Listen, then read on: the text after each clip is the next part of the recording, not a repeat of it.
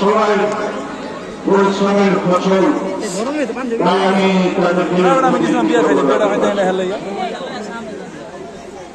আমরা 16 থেকে 17 বছর একটা নির্যাতনের শিকার ছিলাম সবাই।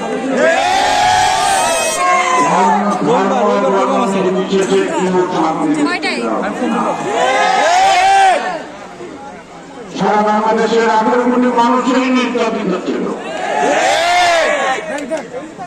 শুধু কেরানীগঞ্জ নয়, কেরানীগঞ্জের প্রতি ঘরে ঘরে মানুষ যারা নির্যাতিত হচ্ছেন, অত্যাচারিত হচ্ছে, ব্যবসা প্রতিষ্ঠান দখলে নিয়েছে,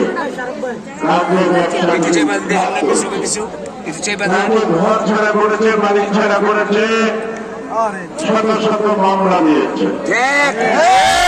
যারা নিজের বাড়িতে থাকতে পারেন নাই, কেউ ঢাকা শহরে বসবাস করেছে, যারা করেছে তাদের আপনি যা চিনেন আমার চেয়ে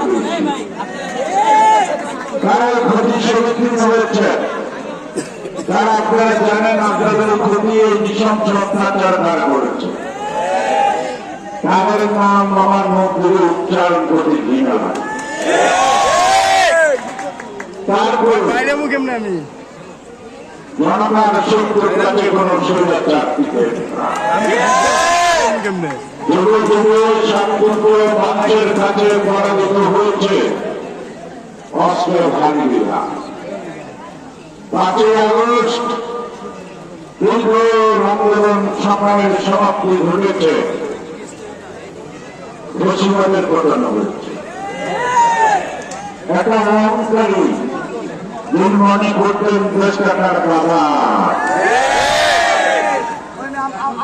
কোথায় কোথায় বাবার নাম উচ্চারণ করে অহংকার কথা অহংকার করতেন, কোথায় কোথায় রাজনীতিবিদকে তুচ্ছ তাচ্ছিল্য করতেন, অবজ্ঞা করতেন এবং সুশীল সমাজ সুবিধা সাংবাদিক কাউকে তিনি কটাক্ষ করতে ছাড়েন নাই।